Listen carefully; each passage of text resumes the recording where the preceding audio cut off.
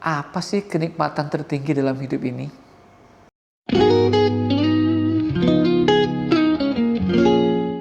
Halo, Gani Deyong di sini. Hari ini kita akan bicarakan tentang kenikmatan. Apa sih kenikmatan tertinggi dalam hidup ini? Uh, Kalau kita gali sampai dasar, sebenarnya kenikmatan kita itu adalah makan, ya, makan enak, tidur nyenyak, dan punya rasa aman yang tinggi. Sebenarnya tiga ini aja nih. Jadi makan, tidur yang nyenyak, dan punya rasa aman yang tinggi. Tapi dalam perjalanannya menjadi sangat kompleks ya.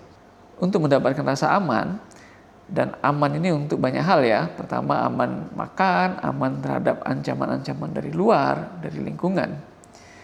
Nah, kalau dari makan, sudah sejak dulu sebenarnya sudah dipikirkan orang, yaitu dengan menumpuk makanan ya, dengan membuat lumbung padi, menyimpan makanan supaya makanannya nggak habis. Jadi rasa aman untuk bisa tetap makan itu ada. Nah, tapi kan nggak efisien ya, terus berkembang menjadi orang mengumpulkan uang, karena uang bisa ditukar dengan segala macam hal. Nah, kalau zaman dulu orang akan kreatif menumpuk makanan, membuat pengawetan, kemudian difermentasi, karena teknologi belum ada kulkas. Cara lain supaya makan itu nggak cepat habis, maka kita nggak boleh ambil sebanyak-banyaknya, karena kita nggak bisa mengawetkannya ya. Kita ambil ikan secukupnya, makan hari ini, habis, besok ngambil lagi. Kita ke hutan, ngambil buah-buahan secukupnya, kemudian besok kita ambil lagi. Untuk buah-buah tertentu mungkin pada saat kita ketemu, kita nggak bisa nyimpan, kita makan sebanyak-banyaknya. Jadi kita nyimpan kalori ya. Nah, dengan ditemukannya teknologi seperti kulkas, kita menjadi rakus ya. Kita tidak lagi ngambil secukupnya, kita ambil sebanyak-banyaknya, kita simpan, kita awetkan, dikalengkan, kemudian dimasuk kulkas. Butuh nggak butuh kita ambil dulu, kita simpan. Kemudian ditemukan lagi cara terbaik adalah dengan mencari uang banyak. Mencari uang banyak, kita bisa menyimpannya supaya kita bisa beli makanan. Jadi simple ya, soal makan. Tapi kenyataannya pada saat kita mencari uang, bukan lagi untuk makan, tapi juga untuk membanggakan diri, untuk kemewahan, untuk segala sesuatu yang tidak berhubungan dengan makan, bahkan tidak berhubungan dengan apa-apa. Hanya untuk rasa tenang yang kalau digali itu ya nggak ada apa-apanya. Jadi dia cari uang sebanyak-banyaknya sampai dia nggak tahu untuk apa uangnya, yang penting duitnya bertambah terus gitu ya. Kalau tujuan kita hanya untuk bisa makan, bisa hidup, kemudian nyaman itu juga bisa diterjemahkan dengan banyak hal ya, dengan kemewahan atau dengan kesederhanaan, tapi kita merasa nyaman dan bisa tidur dengan nyenyak. Nah, umumnya orang yang sukses materi itu punya banyak problem dan tidurnya tidaklah nyenyak. Agak sulit untuk tidur buat dia. Nah, kalau itu sudah merusak tidurnya, apakah bisa kita bilang itu berhasil? Berhasil secara materi, berhasil menumpuk harta uang agar dia bisa tetap makan sampai mati, tapi ternyata juga mengorbankan tidurnya karena stres ya, banyak pikiran sehingga membuat dia tidak gampang tidur. Otaknya auto berpikir macam-macam. Dia nggak mau berpikir, tetap dia berpikir macam-macam. Kembali ke tujuan dasar kita, yaitu bisa makan, kemudian tidur nyenyak, dan ada rasa aman. Nah, kalau kita ingin tiga kriteria ini terpenuhi, sebenarnya kita bisa menyederhanakan hidup kita ya. Untuk Indonesia, rasanya kalau untuk makan saja, mestinya tidak menjadi hal yang besar ya.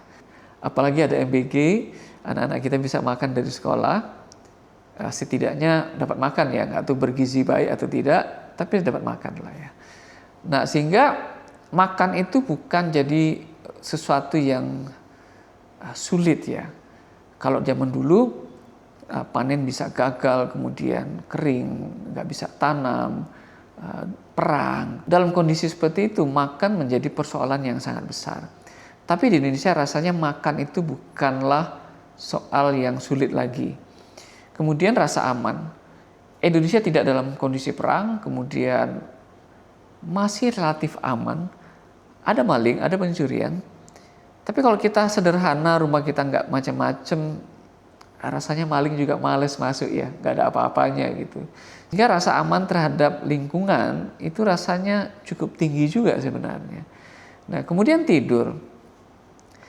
Kalau kita tidak di kategori yang super sibuk, kemudian mikirkan banyak hal, apalagi kalau kita juga berkebun ya, kita capek, maka tidur itu bisa kita capai dengan tenang. Sehingga 3 kriteria untuk hidup nyaman itu bisa kita capai sebenarnya. Hanya saja kita tidak menyadarinya. Kita menganggap bahwa makan itu bukan lagi kenikmatan. Sebenarnya untuk kita yang slow living, kalau kita bisa memaknai makan lebih dalam lagi, tidak sekedar makan mengenyangkan, tapi makan dengan kesadaran yang sangat tinggi. Setiap suapan nasi kemudian kita gigit, kita rasakan. Itu kenikmatan juga. Karena kita melakukannya tiap hari, kita nggak merasa lagi itu sesuatu yang kita nikmati, tidak sesuatu yang enak gitu ya. Tapi kalau kita mulai belajar menikmatinya, maka itu jadi nikmat. Bahkan saya dan teman saya berdiskusi soal makan gitu ya. Dulu kalau kita makan ke restoran itu sesuatu yang mewah. Karena jarang-jarang, dan begitu kita ke hotel, kita ke restoran mewah, itu rasanya bangga sekali. Tapi di posisi saya dan dia yang sudah memaknai makan itu berbeda. Masak di rumah dengan proses memasak, petik sayur, kemudian menyiapkannya di meja makan, makan di sudut rumah kita bersama keluarga. Itu sebuah kemewahan, sebuah kenikmatan yang nggak ada di restoran. Dan setiap kali kita suapkan makan, kita berbincang, bercerita macam-macam dengan suasana yang tenang, itu kenikmatan baru. Saya bilang kenikmatan baru karena kita baru mempositioningkan bahwa itu adalah nikmat. Dan itu bisa dilakukan oleh semua orang mestinya ya. Kecuali orang-orang kota yang memang tidak punya waktu, apa-apa dia Gojek, GoFood, kemudian makan di restoran, ya nggak sempat masak.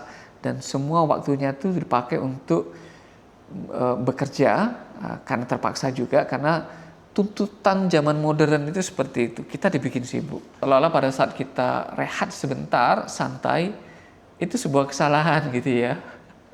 Padahal itu adalah hak kita untuk menikmati hari, menikmati waktu, mengistirahatkan tubuh kita. Jadi kalau kita pikir-pikir, kenikmatan itu sebenarnya sudah ada di sekitar kita. Kita kurang menyadarinya, kurang menikmatinya, sehingga itu lewat begitu saja. Kalau kita mulai melambatkan ritme kita, mulai melihat sekitar kita dengan detil, mulai berpikir sesuatu yang tidak terlalu jauh di sekitar kita saja, maka kita akan menemukan banyak hal-hal yang ternyata kita lewatkan sebelumnya.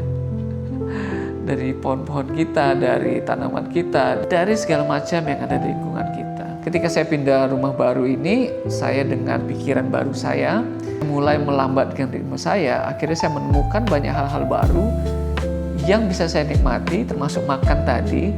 Dan makan itu tiap hari ya.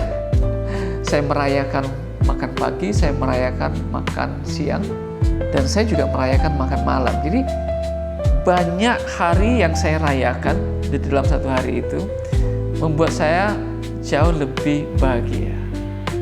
Terima kasih sudah nonton, sampai ketemu dengan video lainnya.